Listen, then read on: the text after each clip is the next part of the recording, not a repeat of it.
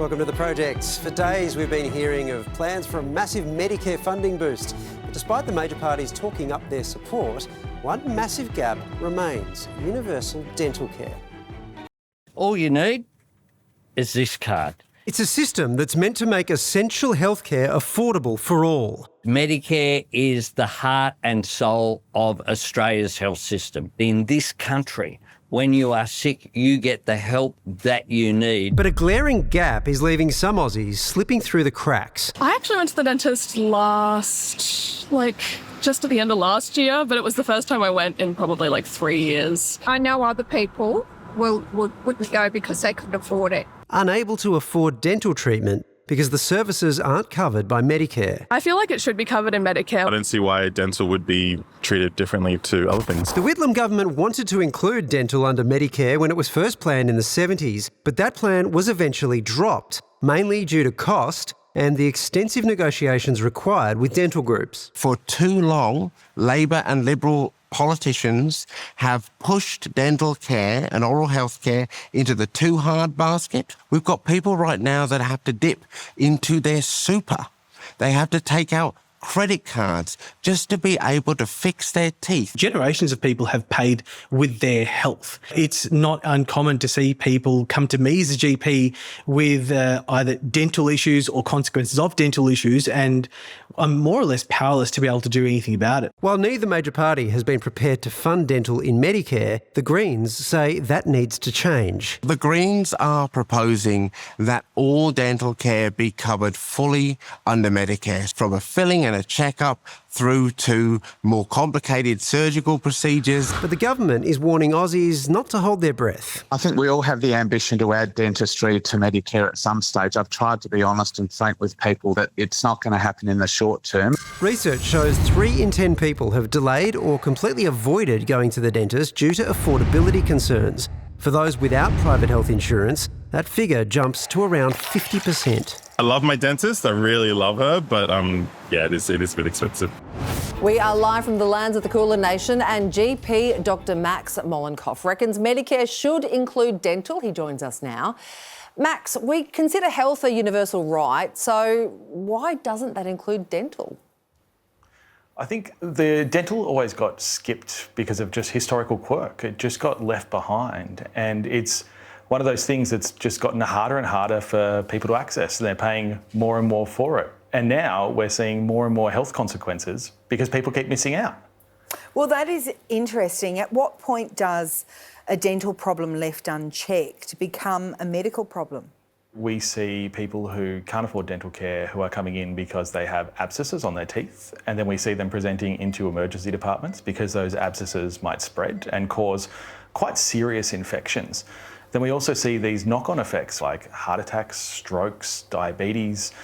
There's all sorts of associations with pregnancy loss. It's a real epidemic of disease which just isn't being met at the moment with the current system. To be clear though, an association isn't a cause, right?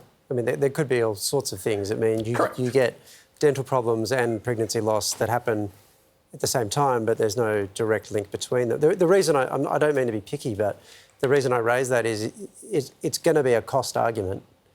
And if there's no causal link between that, then you sort of end up in this thing where one side of the debate will say, look at the money you would save if whatever, and the other side will say, well, no, but actually they're not causing the problem. You see what I mean here? Absolutely, and I think that it's like all these debates that we have in health, it's about saying what outcomes are we hoping to achieve as a population. We can see among huge groups who have better dental care, they can have lower rates of all sorts of preventable diseases. And then we see, unfortunately, in often lower socioeconomic groups who can't afford good dental care in the current private system, they will often have worse outcomes. And we know that rectification of dental issues can help to at least address and prevent future problems. But is it possible that, like what you're describing there, is a problem of socioeconomics? That is, people who are in lower socioeconomic groups have worse health outcomes. They also have worse dental outcomes. It's not that one's causing the other. It's just that both of these things spring from inequality in our society. Absolutely. But we do have research that shows that better dental care can help to affect those outcomes regardless of improving socioeconomic sort of access. Do you think you can realistically see either side of politics bringing in this policy? We know it's a Greens policy at this point. The majors don't seem as keen. Preventative health and access to what are really core health services shouldn't be seen as a political football, and instead we should be looking at the outcomes that we want for our population. Again, I'm not a dentist. I stand to benefit in no way from a sort of a Medicare style system coming into dental, beyond the fact that patients have better outcomes. Dr. Bax, I know you're not a dentist, but do you think if everyone just flossed more, we wouldn't have to have this conversation? I think that if everyone flossed more, then we would have to lie a lot less, and everyone's mental health would improve a hell of a lot more as a result. Wow. I lie all the time to my dentist about flossing. And I lie all the time to my doctor. Thanks so much for your time, Max. No, thank you, guys. Cheers. Now, this next story might make you feel a little bit queasy, but stick with us because it's footage that staff at the US Department of Housing cannot unsee. We did not need to do this to the nation. Yeah, TVs in their office were hacked. Oh, wow. And a deep fake video of Donald Trump kissing and sucking Elon Musk's toes was played on a loop. Whoa. Also displayed was the caption, "Long live the real king." Apparently He's got two left feet. Yeah. They can never get the feet or the hands right, AI. Apparently staff had to unplug every screen just to make it stop. Right, so it's not normal when your boss asks you to suck their toe. No, but you The see... last time I do that to Grant Daniel, right there, let me tell you. And here's the thing, he didn't even ask you. Yeah, I thought I'd get a promotion. But you know what they're trying to do? They're trying to psych out Trump by saying Elon is the boss. Yeah. The real king. Yeah, the real king. Yeah. Do you think that would work? Will it work? I don't think Trump would like it. No, I'm sure. No. But the end result is they just all get sacked, isn't it? I mean, Yeah. that's the problem when you... Looks like they've got a bit of free time on their hands, though, to make AI videos. You know, when Trump has to fill out that questionnaire, the 5 bullet points of what you did last week. Oh, yeah. Well, there's 2 of them. Yeah. Yeah, right. Well, you should have He seen could have done 10 the of them. weird AI loop that we had on our offices, What do you office mean? We TVs, don't at lunchtime. Look at this. It was just... What? I think I just, It's crazy. vomited in my mouth a little bit. Oh, well, I mean, I think some people's dreams came true watching that at home. That was AI, right? Is there room for 3? That was, when did we do that? It was 8:30 last night we did that. Is that right? Why are you so specific? Yeah, that's because it's funny, Kate. All right, let's go to South Australia where some innuendo-heavy building materials really put a handbrake on Infrastructure Minister Tom Koutsantonis' press conference. And I look forward to taking any questions about this wood, in particular from Alan. So, the design, you say it adds to the design. Does that mean that the wood's going to be exposed? The wood will be... Oh, no. Oh, no. It will be exposed. It has protective coatings on the top to make sure that there are protective measures in place. And hopefully we all grow up at the end of this press conference and we can move on. I think they should. Unfortunately, the journo then asked how long the erection process would take. So Tom's still laughing now. Let's go to a break, shall we? See you soon.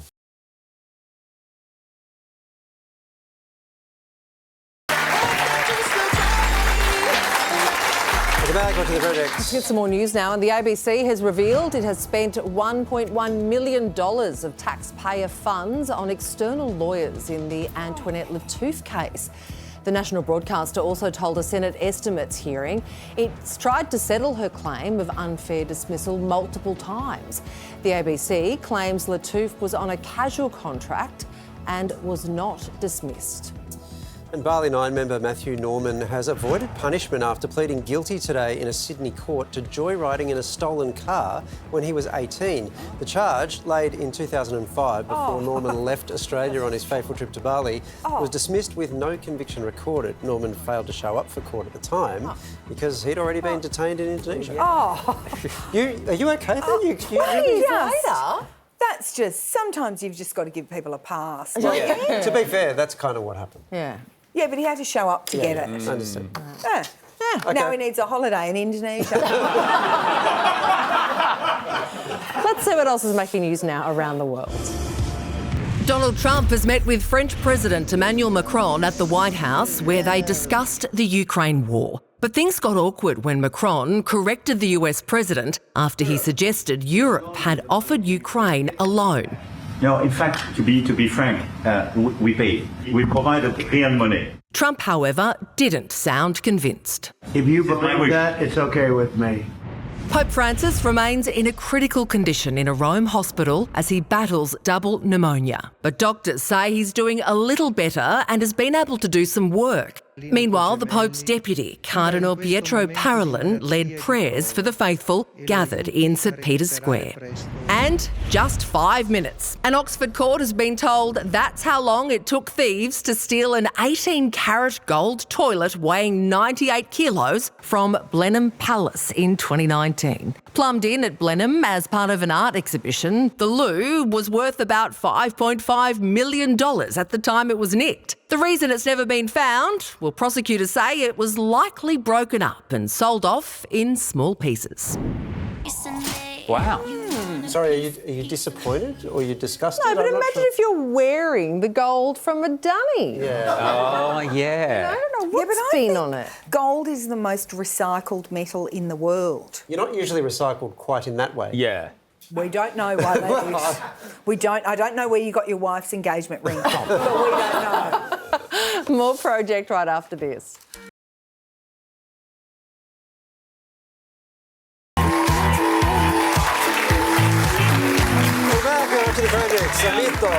Gracias, Walid. I don't know how you spend your days, guys, but I spend my days trying to get sponsors for this show. I take meetings, everyone knows this, because good independent journalism needs the backing of big business. I always say this. Hey, guys, I've landed a huge client. Whiskers. It's massive. And I've gone big with a new investigation, cats. Why the hell do they make all those noises? Cats. You may remember them from sounds like this. Or this. Or this. Okay, that's Van Halen. But he is nailing that. Anyway, I need some professional help here. So, Chloe, why do cats make such a wide variety of noises? One of the most common noises is a purr. If they're quite happy and content and it's a normal rate of a purr, that means they're quite happy with you. Yeah. Chirping means that they're talking, and obviously the typical meow. And when you say they chirp, what does the chirp sound like? I don't think I've ever heard a cat chirp. When they go meow. Could you look down the barrel of the camera and do the chirp again? Edit that.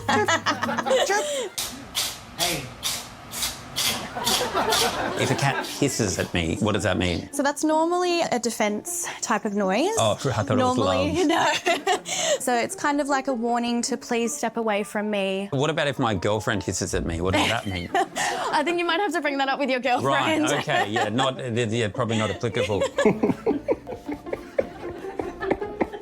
So you can't download it on Duolingo to, try to get across it a bit. You could try, but I don't know how helpful that would be. Yeah, right, I want to speak cat. So there you have it. Play us out, keyboard cat. Oh.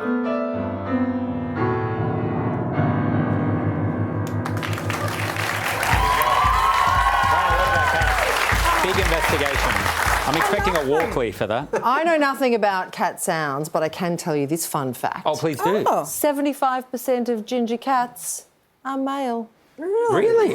What? Oh, wow. But how does that Practically a work? vet. You're stepping on my turf there. Oh, it's me. Fyre Festival. It spawned a million memes. It became fodder for documentary makers and landed its creator in prison. Now he's out and bringing the biggest festival flop of all time back to life. Oh, get the bags. Turn this bus right around. Fyre Festival, the most controversial party on the planet, is back. I cannot wait. It was 2017 when Billy McFarlane dropped this promo video. The actual experience exceeds all expectations. Promising 2 wild weekends on an island in the Bahamas, once owned by Pablo Escobar. That type of energy, that type of power. Billed as a luxury festival for the 1%, tickets sold for up to $150,000, including flights on a private jet with high-class meals and accommodation. But it wasn't quite as promised. When the 5,000-strong crowd descended, selfie sticks at the ready, they were confronted with storm-soaked mattresses with not a performer in sight and these sad cheese sandwiches. The sham event saw organiser Billy McFarlane sentenced for 6 years and ordered to forfeit the $41 million he'd fleeced. But 3 years and one early release later, Billy's back. 2,000 tickets now on sale for Fyre Festival 2.0. This time on a Mexican island in May. The top price ticket, $1.7 million. You would be out of your mind. Catch is, the lineup so far features absolutely no one. So I think what makes Fyre so cool is that we are selling the experience of Fyre. I want to be one of the first festivals that can sell out with no artists. And the organiser himself? His parole conditions mean he's not actually allowed to leave the state of New York. I have to be okay with mentally maybe watching a live stream from my computer and crying a little bit. So, who's in? I just see this going so horribly wrong. You are giving your money to a scam artist. Honestly, no matter what, if I buy this ticket, it's like a win-win. Oh, I would my go, yeah. goodness, I've never wanted to be at anything more. I know. I would actually suck Elon Musk's toes to go, I think. Like, I would love to go. There's no acts just to see it all happen up close. But even if it's a catastrophe, Waleed. But didn't the last one get kind of dangerous? It was raining, wasn't it? Everyone's only remembering the fun bits of the last I one. do, and wasn't it? Someone was electrocuted. Anyway, whatever. It's going to be unforgettable. But for what, like $2,800, you'd have a whole stand-up show if it went wrong. I know. Wonder if we can bully our bosses to send me. Okay, so that's probably an off-air conversation. They're always very keen to get rid of you. I mean, that's the upside. Well, I might not come back if I go there. Guys, let's go overseas again to New York, where this reporter took on the impossibly hard assignment of trying to sell this activity as a fun day out for the family. There's plenty of things to do in the city inside. So, of course, we send good days Crystal Young out there, and she is in Bushwick, Brooklyn this morning, checking out the Bone Museum. Hell yeah. Now, if you're looking for it, don't Google Bone Museum. You'll end up in a whole other place. Now, Crystal gave it her best shot to sell the Bone Museum, but unfortunately, things kind of got creepier and creepier. Soon as you walk in, your eye sort of goes to these spines. These are real spines. It really starts with medical students. Oh Back my in God. the day, they had to buy them for their time in the medical field. A lot of these doctors are now passing away, and their next of kin are literally finding skeletons in the closet. So what do you do with... Well, I mean, yeah. The weirdest part is that that's a room of bones, and that guy was still creepier than all of them. Now, but on the plus side there, Crystal, the lovely reporter, she definitely learned a lot from, I think, the world's most terrifying tour. Wow. Now, when you have something laid out like this, this is a person. I mean, this is a whole skeleton. Absolutely. I mean, I don't know. It's not creepy. It's interesting. It's not creepy. It's interesting. That was also my Tinder bio for a while. We'll be back with more Project right after this.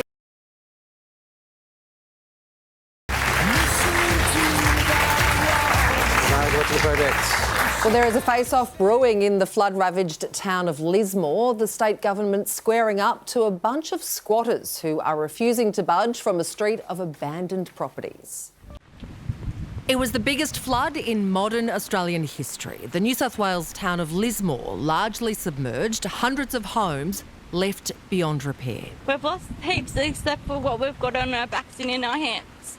Many damaged properties were bought out by the state government, but for 3 years they've been left to rot. In Lismore, there are about 800 empty homes as a result of the government buyback process.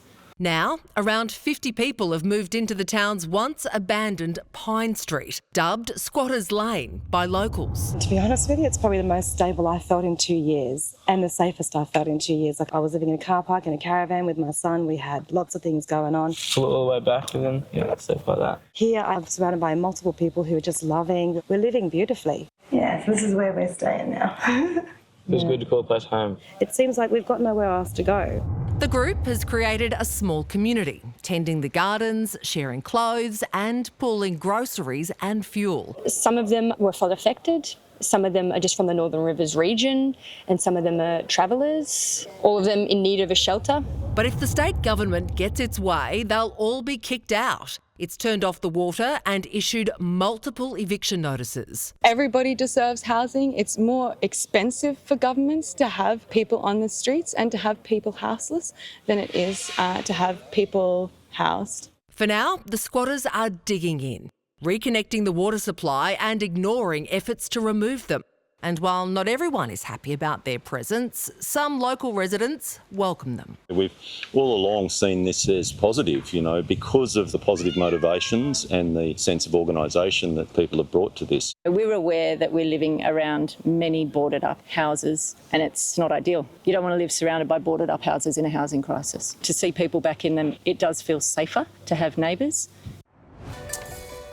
We're joined now by Big Rob. That is his legal name. He's a Lismore City Councillor and a member of the Council's Flood Risk Management Committee. Big Rob, what is it that you think these people are doing that's wrong?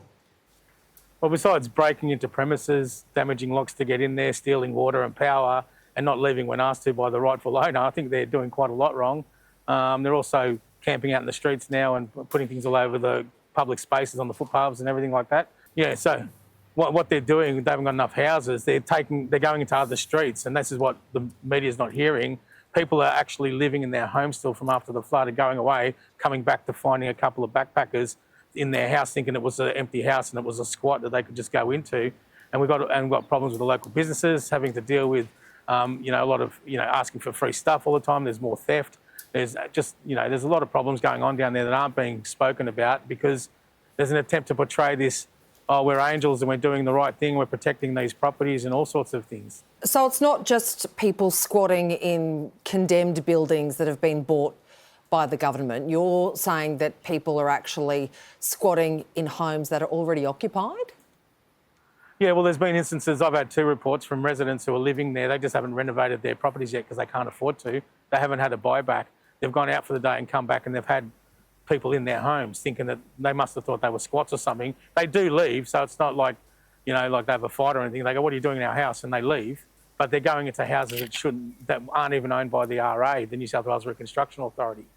Well, some of the squatters we spoke to today said they've been living rough for a while and this is the first time some of them have felt safe in years. And if they are confined to government housing that the government's aren't going to use, isn't that a good thing? Well, there's a lot of problems with that. So the reason that these houses were purchased was to get people out of harm's way, not to put more people in it. So in Queensland, for example, when they buy a house after a flood, they usually knock it down within 8 weeks. But these houses are marked for either relocation, demolition, or sale as recycled material. Now, that was based on all the protests and upheaval about what to do with these houses, which the New South Wales Reconstruction Authority listened to. But now they've occupied them, now they can't do those things. So this is a new thing again. But the ones who are actually homeless, the question asks, what gives them the right to jump the queue by illegally occupying these properties and then trying to get an advantage, which they are getting because they've been offered accommodation, be it emergency accommodation or be it more permanent. So I don't think it's fair either way that if they are in the queue or there's people that have been on there for years that need assistance, why should these people do that or get a head start on others just because they are willing to break the law? Big Rob, you've got a lot of keys around your neck. You do. And people watching are going to go, he must own every house. That's why he doesn't want people squatting there. No, well, it's got nothing to do with it. So as some of these are my personal keys, some of my work keys and everything like that, but I also manage some boarding house rooms, which has nothing to do with the squatting. But just on that topic, there are many options available in the Lismore area for accommodation. They're not being used because we still have all the emergency pods, which are still, I think it's running out this year. They were free for a couple of years, free accommodation, no utilities to pay. I actually had, I think it was 7 people move out of the boarding house that I look at, or the houses I look after, to go live for free for a couple of years, and they weren't even flood affected because this particular place is up on the top of the hill. And it's quite sad to see, and I speak out about it, and I'm made to be the enemy because I know the facts, and I speak about them, and people don't want to hear them because they don't fit in the utopian dream of let's go and occupy this street and all have camps and sing Kumbaya around a campfire. You're making it sound like heaven, Rob. Mr. Big Rob, thanks so much for your time. Oh, pleasure. Thank you. And the New South Wales Government sent us a statement about this issue. You can read about it on our website. Now, 4 years ago, we introduced you to a little boy named Ollie who was fighting an aggressive and deadly cancer. His future was uncertain, but tonight we have a special update. Happy anniversary. Happy anniversary. You know, and he's gone through more things than most people do in their lifetime in his 3 years on Earth. Wave, Ollie. Wave. He is and still is the most amazing kid. Are you cutting Daddy's hair, Ollie? You blame yourself and you wonder what you could have done differently. There's no prevention for childhood cancer. There's no prevention. It's just purely bad luck. We already had a huge loss. We lost Dad. We can't lose our little boy. Yeah. There's a whole heap of unknowns at that point in our life. Your family's shattered into 1,000 pieces, you know, and then you just got to try put it back piece by piece, and it's just so hard to do that. In September 2020, Ollie was diagnosed with neuroblastoma, a fast-spreading cancer that attacks immature nerve cells. Only around 50 children are diagnosed with it in Australia each year. We knew that the cancer he had was aggressive. The chance of it coming back was extremely high. At the time, Ollie's mum had just given birth to Thalia, and his older sister Alessia was about to start prep. Ollie lived in hospital full-time and underwent countless cycles of chemotherapy and numerous surgeries. Are you having a good day, darling? No. A bit sore. Yeah. The family needed to raise around $400,000 so he could take part in a potentially life-saving trial in the US. We were a bit nervous to go out there and ask for help, as a lot of people do. But we took the leap and we did it, and the story went out, and as you know, it went viral across the world. Can you say hi to everyone? You will do anything for your kids, won't you? You will. Often limited by the money, and the more we can bring these treatments to Australia so these families aren't having to go overseas to do this, especially in the climate we're in at the moment. Yeah, I know. We had people messaging us from America, from the UK, and different parts of Europe as well, were messaging us about the story, and we were so grateful for everything and everyone that helped us. They hit their fundraising target, but for Ollie to be eligible for the trial, he needed clear scans. He had to learn to walk again and eat again. He had to start learning how to speak properly again. He had to learn to hear. He had to build the strength in himself to do it.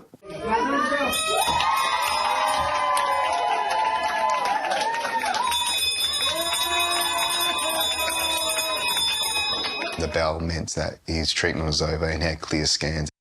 That for us was the end of the start, and then the next chapter began when we did the trial. The medication Ollie was on during the trial was designed to starve the cells that create neuroblastoma.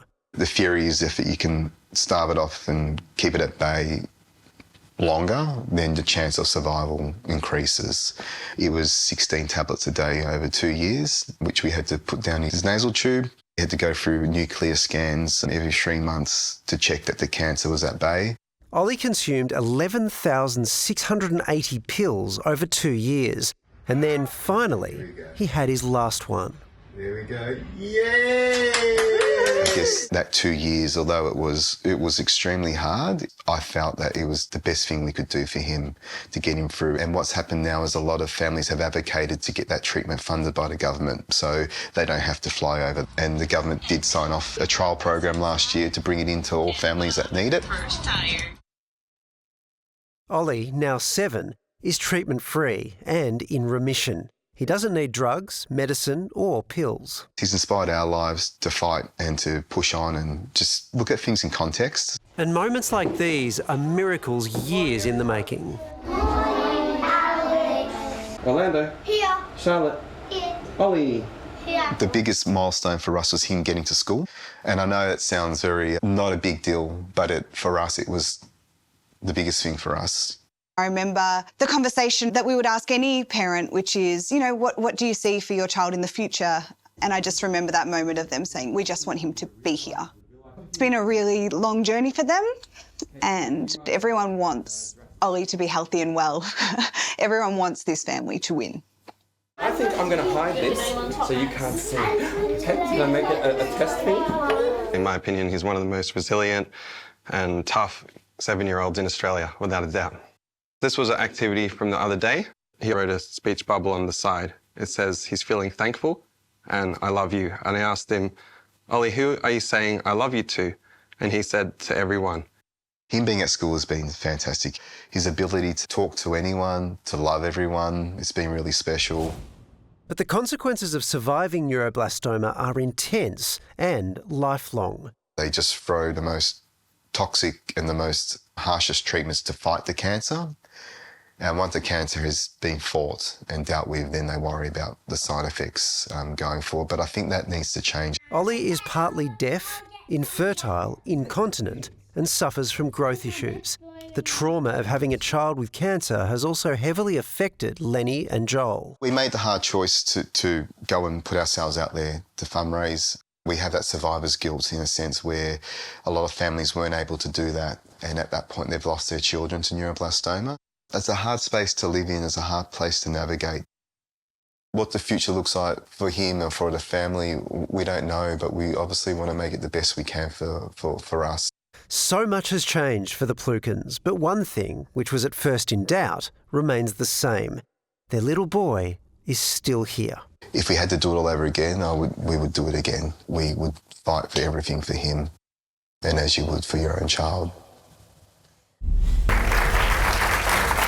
Oh, goodness. There's a lot. The magic. Yeah. Ollie is here. Yeah.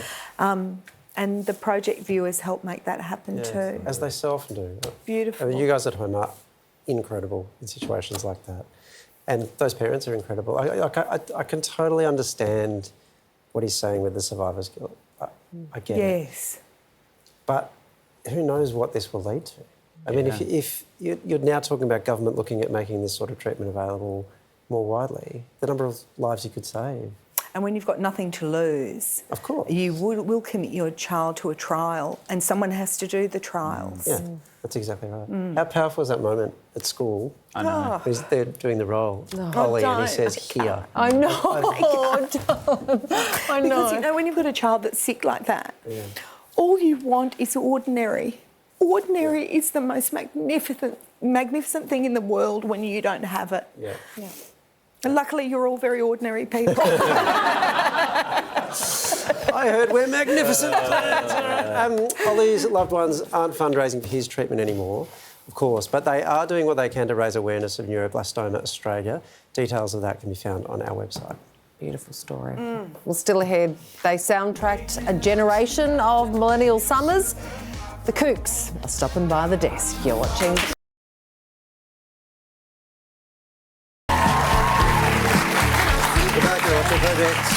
Ever wondered why you're being left on red? Well, your texts might be a bit too full on. New research has found that people who use too many unnecessary full stops or send individual messages for every single word, Sam Taunton, they come across as emotionally intense, which puts people off. Well, here with their thoughts is emoji enthusiast, textpert, and oracle of everything, Mel Buttle.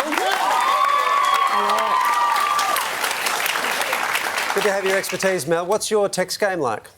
Well, my New Year's resolution was to learn to text like a man because men use phones like a two-way radio. Yes, OK. No love hearts, no exclamation marks, no emojis, and no more than 3 words per text. I mean, only if that's OK with you guys. Let me know if not. OK, either way, absolutely no pressure. Kiss, kiss, kiss, kiss, kiss. Yeah, you're right. Speaking of men, my dad uses a lot of full stops. Is this a boomer thing? Maybe they need to get less intense. Some boomers are not intense enough on text. Like, you can message a boomer that you got engaged, bought a house, had a baby, and you'll get back, OK, great. Someone needs to tell boomers that they're not charged per word anymore on text. And in case you're wondering, boomers, just don't ever Google what the eggplant emoji means. We don't want to spoil Baba Ganoush for you. But, Mel, does it really matter? Like, are people just being too sensitive? If full stops are too intense for you, wait till you hear about death, cancer, income tax, bungee jumping, and what actually happened to Princess Di. Yeah, I said it. Talking about intense texters, though, your very own Mr. Media, Sam Taunton, loves to bang me off a text. Mel, how was my hair? Mel, did you see the show? Mel, do you think Waleed's mad at me? It's called bottling your problems up, Sam, until they explode. Maybe give it a go. Oh, that's outrageous. And private, Mel. What the hell? That's where you to send him a thumbs up emoji, Mel. Hey, what is your advice then to viewers at home? If it is too hard to understand these subtle little texting rules, then maybe it's time to go back to the easier forms of sending messages, which a lot of us miss. We miss them, like faxing. Yes. Why don't we just bring back smoke signals and semaphore and making phone calls then, huh? Well, what if young people find it much easier to get their head around all this stuff, Mel? Thank you, Sam. Younger people are dubbed digital natives, and they're more likely to inherently understand techisms, whereas older generations dubbed digital immigrants are more likely to be told by Digital One Nation to go back where they came from. Any final thoughts, Mel? I think we need to be more grateful for tech, Sarah. Back in my day, you had to call someone's home phone and say to the mum, is Nick home, please? And then have her yell out, Nick, there's a Melinda on the phone for you. And then after a huge pause, in her best lying voice, she'd say, he's actually just gone out now. And then, and only then, would you understand the true use of the broken heart emoji. Mel, we love you. See you soon. My hair looks all right tonight, right? Yeah, sure.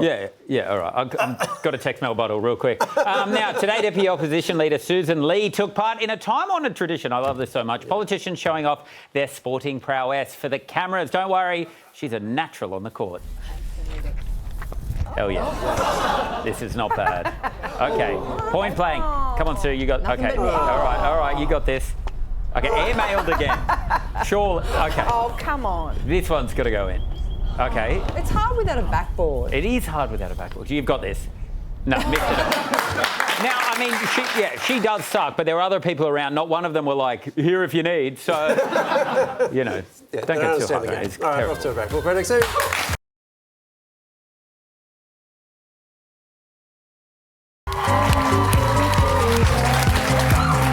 Welcome back to the project. Hey, this week something massive is in store for you. The one and only Billie Eilish joins the project for her first Aussie TV interview of her sold-out world tour. Thursday, 6:30.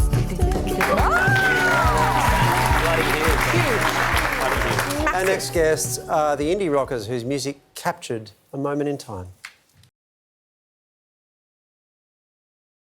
It's the song that soundtracked a generation of millennial summers and to this day still absolutely slaps.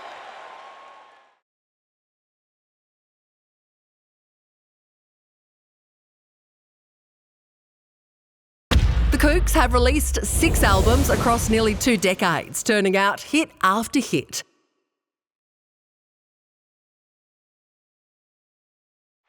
The indie rockers also boast a festival legacy like few others, ticking off Coachella, Glastonbury and Lollapalooza.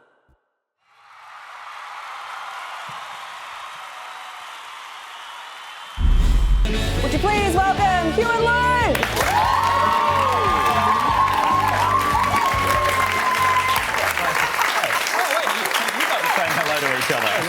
Hello, how are you? We love that you've kicked off your big Australian tour and you've taken the night off to come see us. How's it feel being Nothing back? better to do. This is brilliant. Thank you for having us. Thanks for having us back. You know, Is it good being back in Oz? It's amazing. We love it down here. I'm thinking about moving. Really? Well, we saw the house prices. This is the perfect interview for this show right now. Yeah. You guys talking about house prices in Australia. Yeah, this is what we came for. But no, it's amazing. We're so happy to be here, and you know the fans and everything. It's been crazy. So yeah. Australians kind of love indie music and alternate music. I feel like they're kind of drawn to it. Do you guys notice that parallel when you play? And then they got better than us. Yeah, that was the thing. There's a real beautiful thing going on with that. I think it just works here. I think, especially like the Kooks, because we're like sunshine, indie, rock and roll, and I think it just works here. It's like it seems to. I don't know. There's chemistry. Sunshine doesn't work in the UK. Is that your? It doesn't exist in the UK. Problem. But you've done this magic trick with Gen Z, but you're like a magnet, and they've found you, and they've really stuck to you now. Yeah. And so that like half your fans are Gen Z, which is... It's nuts. Yeah. Yeah, we started noticing it on TikTok and stuff. And, and the crowds are getting younger, and it's an amazing thing. I don't know if I could analyse why, but Maybe because we start, you know, our first album we did when we were teenagers. Right. I don't know, maybe it's something... It's angsty for sure, yeah. And I think there's a bit of a gap in the kind of market for bands of that ilk. Yeah. Well, just on this, so Rolling Stone, they said that you are bringing, this is their quote, not mine, you're bringing 2000s indie nostalgia back.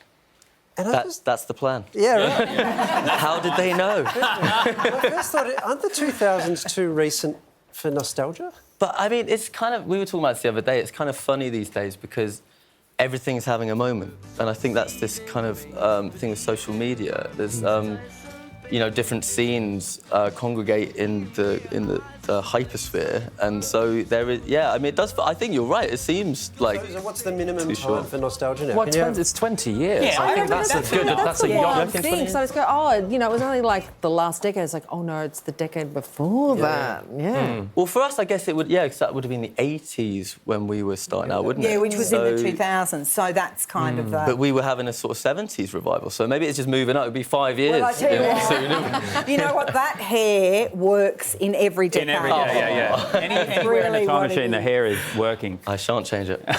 You guys have got so many hits. You've got an upcoming 7th album, so there's such a body of work. Yeah. When you play new songs, when you've done so much, do you still get nervous, or are you just like, oh, we're going to nail this, you're lucky to have it? Absolutely. Oh. Absolutely, yeah. But, you know, that you just got to get out and play it. But, of course, you know, you have nerves. We started playing some of the newer songs before we released them now. Yeah, which is kind of cool. I think it means you care about something, doesn't it? It's something to be celebrated if you're nervous about it. It's a nice nervous excitement. I mean, that's just the base level for me in life anyway. Yeah. It's a nervous excitement. Do you ever play them before you release them and then you're like, actually, we're not going to release it This now? doesn't work. Well, you just have to keep soldiering on. Yeah, you really. push through. But it's nice, I think, you know, because the new album, I've been saying we're really searching for, like, debutism, and so it's not repeating ourselves like the first album, but it is like getting back to the roots of the band. So I think I'm really excited for people to hear it that have loved our band for ages. 'Cause I think hopefully they'll feel that the original influences, the Police and Bob Dylan, and you know, I think it's all there, isn't it? But you know, speaking about the band and the essence of the band, you're now, because it's been 20 years, you must now go, well, next stop, we can be the Rolling Stones. Yeah. Do you know what I mean? Like, at what point... Obviously, you're good at this relationship, you know? It has been a while, hasn't it? And we're still going, yes. Yeah. I do have a theory about it. Don't disagree with the lead singer. It doesn't work. And you agree with this theory? Sure. Sorted. The last remaining tickets for the Kooks nationwide tour are on sale now. All the information is on our website. In the meantime, would you please thank you and Lee?